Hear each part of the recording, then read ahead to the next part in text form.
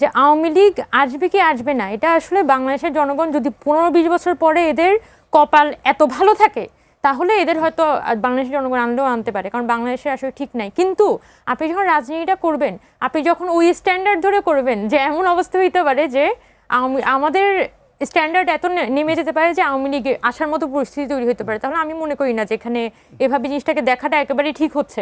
বরং আপনি এখানে এনসিপিও আমি দেখেছি যে ওরা যখন এনসিপি করছে তখন তাদের যুক্তি কি ছিল, যে আওয়ামী লীগ চলে আসতে পারে, তো আওয়ামী লীগকে ঠেকাতে হলে বা আওয়ামী ন্যারেটিভগুলোকে ঠেকাতে হলে আমার হচ্ছে যে এখানে ঢাল হয়ে থাকতে হবে।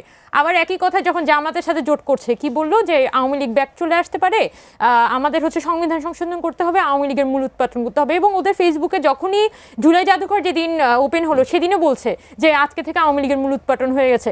তো 5 তারিখে আওয়ামী লীগ প্রতিদিন সকালবেলা একবার করে আওয়ামী লীগের মূল উৎপাদন হয়, কোনোদিন হচ্ছে যে পুরোপুরি হইতে পারে না।